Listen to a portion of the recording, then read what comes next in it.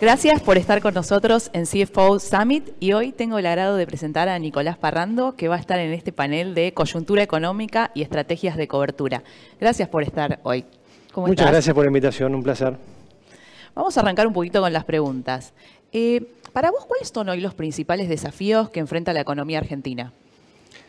Bueno, para empezar son varios. Lamentablemente, Argentina viene de muchos años de acumulación de distorsiones, manteniendo un déficit creciente que la hizo entrar en determinados momentos, por ejemplo en pandemia, en un periodo de mucho gasto y un tamaño de Estado muy grande, que no le permite, de alguna manera, convertirse en un país un poco más eficiente desde el punto de vista del gasto, y esto la empuja a tener que incrementar la emisión monetaria o el financiamiento interno, porque no nos olvidemos que hace no mucho Argentina reestructuró su deuda internacional, su deuda en dólares, pero también adquirió otra con el Fondo Monetario, y hoy por hoy Argentina no tiene chance de ir a financiar el gasto internacionalmente, con lo cual lo tiene que financiar internamente.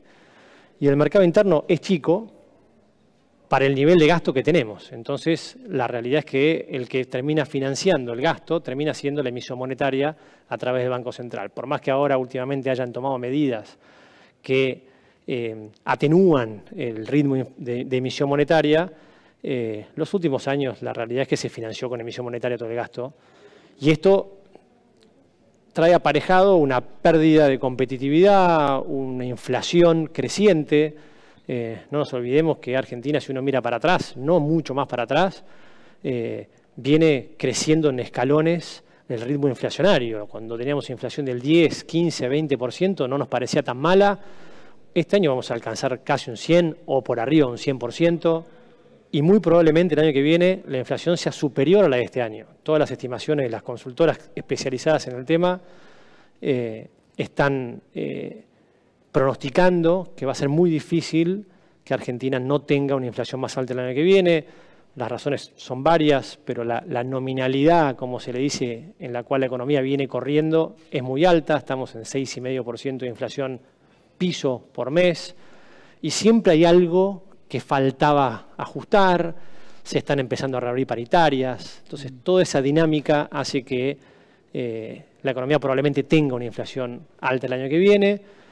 Y por otro lado, se generan otros cuellos de botella, por ejemplo, las reservas, que básicamente se generan porque, digamos, el gobierno prefirió retrasar la devaluación para utilizarla como ancla, o sea, para que la inflación no sea más alta de la que hubiese sido, pero esto tiene sus consecuencias también. Entonces, hoy por hoy tenés un tipo de cambio retrasado, quizás no muy retrasado, pero retrasado al fin, con una percepción en los consumidores de que sobran pesos, por lo que hablábamos antes, y todo el mundo quiere bienes, y los bienes hay que comprarlos al tipo de cambio oficial, digo, los que no generamos acá, o sean insumos intermedios o bienes finales. Y por ende hay una demanda extrema o mucho más alta de lo que es la oferta, entonces están todos yendo a importar. Entonces se agotan los pocos dólares que tenemos y tenemos que tomar medidas extremas, como por ejemplo comprar dólares más caros a lo que lo vendemos, ¿no? El mes de septiembre es una clara demostración de esto. Fue un éxito el plan dólar soja, digamos, desde el punto de vista de acumulación de reservas, pero tiene un costo fiscal y tiene un costo también para la economía, digamos, ¿no? Y la realidad es que, según nosotros estamos viendo, el gobierno eligió frenar un poco la economía, tratar de desacelerar el crecimiento. Posiblemente el último trimestre tengamos una caída un poco del crecimiento y el año que viene sea un año magro, buscando esto, buscar desinflar la aceleración o la nominalidad o la velocidad a la cual viene corriendo los precios y toda la economía. Y hablabas de las reservas, que es una variable clave que sobre todo en los últimos tiempos viene mirando al mercado. ¿Cómo ves a final de año qué va a ocurrir con esa variable que hoy está en la mira? Bueno, el éxito del dólar soja le permitió al gobierno acumular vamos a ponerlo en términos un poco más amplios, alrededor de 5.000 millones de dólares en reservas. Sumado a lo que ingresa ahora por el fondo, habiéndole pagado la semana pasada, mañana probablemente se apruebe la revisión del mes de junio y ya básicamente en septiembre casi que llegamos, faltaba un puchito con la cantidad de reservas, pero bueno, estamos cerca. Esto le va a dar aire al gobierno. Los próximos meses el gobierno va a contar con los dólares necesarios para seguir alimentando las importaciones. Ahora, hay que entender también que el mes de septiembre se hizo un adelanto, ¿no? Esto es como uno va y adelantó el sueldo, pero después hay que administrarlo de acá a fin de mes o a fin de año, en este caso. Con lo cual no creo que el ritmo de ventas de dólares en la economía sea muy fuerte el último trimestre, pero claramente el gobierno no solamente pudo hacerse esos dólares, sino que además, con todas las modificaciones regulatorias de las licencias automáticas o no automáticas, va a tener mucho mayor control en la cantidad de bienes que van a estar ingresando, de la manera que van a tener que pasar por adelante el mostrador. Entonces, en alguna manera van a decir, bueno, yo el control lo tengo yo decido cuántos dólares voy gastando. Y van a administrar eso, ¿no? Ahora, claramente esto va a hacer que las reservas del nivel que tenemos hoy, probablemente lleguemos más bajo a diciembre. Y después, bueno, hay que prenderle una velita a que llueva, a que se pueda generar una buena cosecha de trigo para el verano, que es el otro fuerte ingreso de dólares que hay, que genera 1.500 millones de dólares, que no es poco, y posteriormente que la lluvia también permita que la siembra de la gruesa sea un éxito, porque en definitiva hoy por hoy hay mucha incógnita con esto, y es algo que nos está preocupando para el año que viene. Esperemos que pueda llover y que haya suficiente agua que permita que la siembra de soja y maíz de primera se lleve en tiempo y forma, porque es crítico para el país el año que viene contar con los dólares de la gruesa, porque estamos en una economía de trueque, digamos, ¿no? Dólar que entra, dólar que se va, las reservas no van a crecer, son administrables únicamente. Y bueno, no puedo desaprovechar que te tenemos hoy y como vicepresidente de COEN te quería consultar si hoy ves oportunidades en lo que es renta variable y lo que es renta fija, ¿no? Acciones o bonos. Bueno, oportunidades siempre hay, gracias a Dios, siempre hay cosas para hacer. Y si uno además mira las cosas desde el punto de vista relativo, digamos, qué oportunidades tengo respecto a otros instrumentos, siempre se encuentran cosas interesantes para hacer. Para hacer una división importante, empiezo por renta fija, que por ahí es un poco más complejo y más rico en cuanto a lo que es información. Hoy por hoy tenemos un mercado de pesos alimentado por tasa fija, plazos fijos o letras, y deuda indexada, ¿no? Que es o por inflación o por devaluación, pero indexada al fin, digamos. Respecto a esta curva de pesos, el gobierno tuvo un traspié a mitad de año, tuvo que salir a comprar y a poner un respaldo. El Banco Central compró una cantidad bastante importante de bonos que ajustaban por inflación, le dio continuidad a la curva y al financiamiento. Posterior a eso, Massa hizo una emisión y un adelanto de vuelta similar al dólar soja, pero con los bonos. Dijo, voy a comprimir los próximos 90 días de vencimientos y lo canjeo por bonos duales, que es inflación o devaluación, indexado al fin. Y con esto viene sosteniéndose la curva, viene con buen rendimiento, y la realidad es que como hay muchos pesos en la economía, los pesos terminan yendo a estos instrumentos. Nosotros no le vemos ningún riesgo a esta curva, te diría hasta entrado el año que viene, siempre y cuando no haya algún riesgo internacional muy fuerte o muy grande, o tengamos un problema grave con el tema de la lluvia y la siembra que implique mayor nerviosismo en el mercado. Pero te diría que hasta mitad del año que viene no debería ser un problema.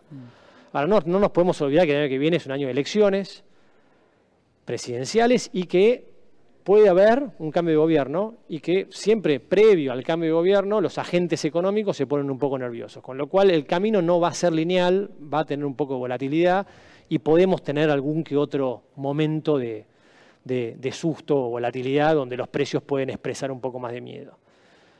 Por otra parte, la curva hard dólar o la curva de dólares, que son los bonos globales que Argentina canjeó hace bastante pocos años y terminó de reestructurar este mismo gobierno con Guzmán, valen 20 centavos de dólar, o 22 centavos de dólar, o está en un precio de nueva reestructuración. Y cualquier escenario que corre las consultoras y los especialistas te dicen que una reestructuración de estos bonos no deberían valer menos de $35 o aproximadamente $35. Pero ya venimos de la reestructuración, de la reestructuración, de la reestructuración. O sea, estamos en una situación bastante estresante. El problema es que lo que se suele decir es que hay un problema técnico, que significa que hay mucha gente que compró bonos, que canjeó y pagó valores mucho más altos que estos, entonces nadie los quiere vender tan abajo, los esperan. Pero bueno, el riesgo país vale 2.500, 2.700, 2.800, o sea, no para de subir o no para de lateralizar en estos niveles y no demuestra una mejora. Ahora, la pregunta es si es buen momento o no para invertir en estos bonos. Nosotros creemos que sí es buen momento, muy táctico, muy puntual, porque creemos que si el año que viene puede avisorarse un cambio de gobierno, estos bonos debieran reflejar un poco más de valor y por otra parte, como el mercado internacional está atravesando un periodo de subas de tasa de interés, es de esperar también que el año que viene la Fed termine el proceso de suba de tasas o lo regule o lo estabilice un poco y eso le permita a la deuda emergente en general empezar a recuperarse, ¿no? La deuda high yield americana rinde casi 15% y Argentina hoy nadie la va a mirar si tenés otra opción interesante, mucho más segura que Argentina, con rendimientos buenos. Pero bueno, si el mercado internacional se estabiliza, es probable que que los bonos, los precios de los bonos empiecen a mostrar un poco más de apetito en estos niveles. Pero de vuelta es algo muy puntual. Hoy Argentina está en el sur del mundo y nadie lo está mirando. Hay muchos problemas en Europa y en el resto del mundo como para posicionarse para un fondo, pensar en invertir en Argentina, digamos. Hoy por hoy, la verdad que ni lo miran, prefieren no tener el despelote. Pero bueno, si uno tiene la paciencia y la posibilidad de esperar, creo que es un buen momento. ¿Y en renta variable qué opinás? Bueno, renta variable es un caso particular. Es interesante, Argentina en el 2018 el Merval valía $1.800, enero de 2018. Hoy vale $470 y venimos de alrededor de 300 hace no mucho. Ahora, el mundo entero en pandemia cayó mucho y después tuvo un salto, una recuperación espectacular. Argentina no acompañó ese salto espectacular porque teníamos problemas internos y nadie lo miraba. Las valuaciones de las empresas cotizantes están a ratios muy atractivos, están muy baratas, pero estamos en un país que tiene un riesgo país de 2.500 puntos. Eso implica que las empresas no puedan financiarse. Estamos en un país que le faltan dólares. Eso implica que las empresas no pueden importar. Estamos en un país donde la inflación y las tasas de interés corren casi al 100%. Entonces, cualquier cosa que haga una empresa es un desafío. Y eso justifica de alguna manera los niveles de evaluaciones que tenemos. Ahora, si uno tiene más paciencia que lo que hablábamos antes de los bonos globales, que es táctico por ahí frente a las elecciones, ¿no? O frente al potencial cambio o al proceso eleccionario del año que viene, y piensa 3-5 años, el Merval cíclicamente tiene bajos y altos y hoy estamos cerca de un bajo. Entonces, uno podría tener la posibilidad de comprar empresas que realmente tienen muchísimo potencial y que están hoy muy baratas, pero con mucha paciencia. Y las empresas que nosotros creemos que tienen atractivos son las empresas que están ligadas más al proceso industrial, ¿no?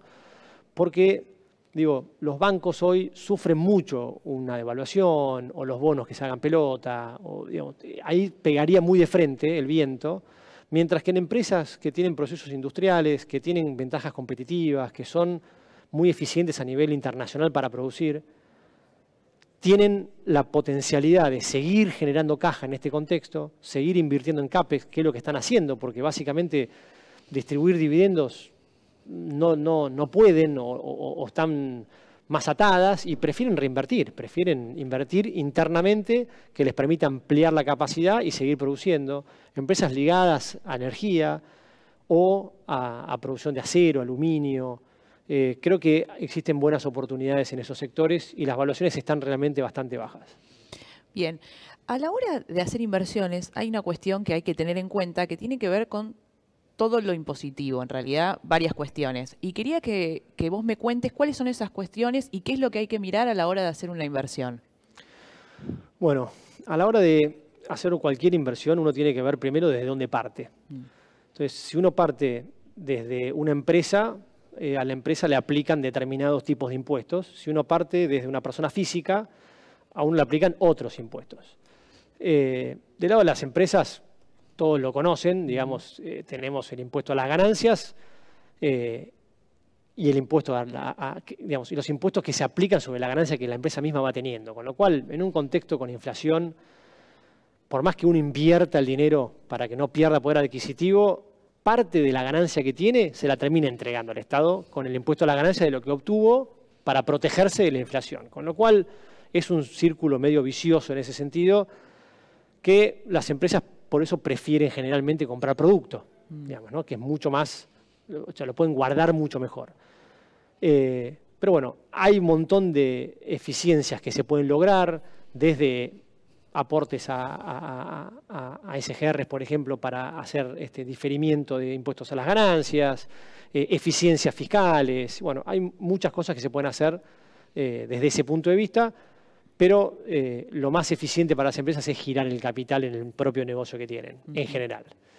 Desde el punto de vista de las personas físicas, tenemos básicamente dos impuestos que tienen que ver con bienes personales, en gran parte, que es, bueno, yo tengo que pagar los bienes personales cada fin de año en función del dinero que tengo invertido, y si lo tengo acá pago una cosa, si lo tengo afuera pago otra, o sea, hay una tasa más alta si el dinero está en el exterior. Si tengo pesos pago determinado monto, si tengo dólares pago otro monto. Entonces, ahí va a caer cada quien va a pagar en función de cómo tenga alocado sus ahorros. Y por otra parte, te aplican impuestos a las ganancias dependiendo de dónde inviertas. Si vos comprás y vendés acciones en Argentina, no te aplican. Si comprás y vendés bonos, bueno, depende cuáles. Y si comprás bonos internacionales o acciones internacionales, te aplican con un 15% de impuesto a las ganancias. Entonces, lo que es importante por ahí para las personas que quieran invertir o que quieran meter un poco de tiempo en esto es asesorarse bien, hablar con algún asesor financiero o contable que les ayude a entender en función del perfil de riesgo que puedan tener qué tipo de inversiones son las más adecuadas. Bien. Y pensando ya en una cobertura del inversor, ¿no? Inflacionaria o de devaluación, ¿cuáles son las principales herramientas que hoy están disponibles en el mercado y las mejores para vos? Bueno, del mercado local, porque internacionalmente la inflación está altísima y no hay casi nada que rinda por arriba de la inflación. En Argentina, hoy por hoy tenemos dos instrumentos, como mencionaba antes, la deuda, el gobierno ha emitido mucha deuda indexada, parte de los privados también han acompañado esto. Entonces uno básicamente lo puede dividir en dos, digamos, invierto o me ajusto por inflación o me ajusto por devaluación, por un dólar link o algún instrumento que sea dólar link. Acá es importante también entender de dónde se parte. Si uno parte de una empresa que es importadora, lo más lógico es que esa empresa tenga una cobertura de tipo de cambio. Si uno tiene un negocio que corre a ritmo inflacionario o que mueve pesos, pero no depende de las importaciones, a vos un salto en el tipo de cambio no te genera un faltante de capital de trabajo para volver a reemplazar los bienes que compraste, pero sí te genera por ahí que se van a acelerar los suba de precios. Entonces, lo que querés estar es protegido contra inflación. Entonces, partiendo de esa base, hoy existen un montón de instrumentos, tanto que ajustan por inflación, los bonos SER, letras o mismo plazo fijos UVA, y por otra parte, por devaluación o por ajuste dólar link, existen los bonos duales, que para nosotros son muy atractivos porque hacen un mix entre las dos, agarran el mejor de las dos cosas. Los dólar link que emitió el gobierno o mismo pagarés que puedan emitir créditos privados que te permiten tener una cobertura con los pesos que uno tiene. O puede uno también ir al mercado de derivados, pero eso es un poco más especial o más especializado, digamos. Pero hay bastantes alternativas. Ahora, la pregunta que uno tiene que hacerse siempre antes de entender cómo generar una cobertura es qué expectativas tengo en los próximos meses de qué es lo que suceda, digamos. Y acá me voy un poquito para atrás quizás. Uno tiene que tener muy claro que el gobierno viene devaluando por abajo la inflación todos los meses. en la primera mitad del año con un retraso cambiario. Y en la segunda mitad del año, especialmente los últimos 2 meses, con unos puntos por debajo de la inflación. O sea, el gobierno aceleró su ritmo devaluatorio casi para equiparar el ritmo inflacionario. Pero el primer semestre fue muy negativo. Ahora, la pregunta que nos tenemos que hacer hoy es, ¿qué va a hacer el gobierno si ya acumuló un monto importante de reservas y tiene espalda para aguantar y no devaluar tanto? Bueno, nosotros creemos que, digamos, en principio debería continuar con lo que viene haciendo los últimos 2 meses, que es manteniendo el ritmo de evaluación parecido al de inflación. Esto no te brinda ninguna ventaja en los instrumentos, porque si, bueno, me cubro por uno, me cubro por otro, me da lo mismo. Pero lo que uno tiene que mirar es qué precio valen esos instrumentos. Y hoy la cobertura, como hay un miedo a un salto de evaluatoria, tiene un rendimiento negativo, la cobertura de devaluación. Tiene un rendimiento negativo, hoy consigo un bono dólar link con rendimiento de menos 10%. Ahora, los bonos SER, ya de acá a fin de año también tienen apenas negativos, mucho menos, pero el año que viene ya tienen rendimientos positivos. Entonces, nosotros hoy la verdad que en el escenario base que te comentaba antes, que es que esperamos un ritmo de evaluatorio similar o un poquito menos, pero parecido al de inflación, creemos que los bonos que ajustan por inflación tienen más atractivo porque me van a permitir a mí capturar esa inflación sin que yo pague un costo alto de entrada, pagando un rendimiento negativo y teniendo que perder parte de esa ganancia futura. Y la realidad es que a la larga, si llega a haber un salto o un incremento evaluatorio, porque un salto evaluatorio la verdad que no lo vemos, por lo menos para de acá a fin de año, si llega a haber un incremento por encima de la inflación, de devaluación por encima de la inflación, uno termina capturando por ahí un poquito más tarde, porque eso se va a trasladar a inflación, pero lo termina capturando, digamos, ¿no? Y no tiene que pagar el costo de tener que estar en un instrumento que no te genera ninguna tasa de interés, que solamente uno puede apostar al cambio evaluatorio y encima tiene que pagar aproximadamente el 10% del capital, uno lo pierde en el momento que entra. Entonces la realidad es que no tiene mucho sentido para nosotros hoy posicionarse ahí. De vuelta, salvo que tengas un negocio de importación y necesites tener una cobertura, creo que lo mejor sería hoy estar posicionado en SER. Bueno, clarísimo, te agradezco muchísimo que hayas estado hoy en este panel y nada, continuamos en CFO Summit con el próximo panel. Bueno,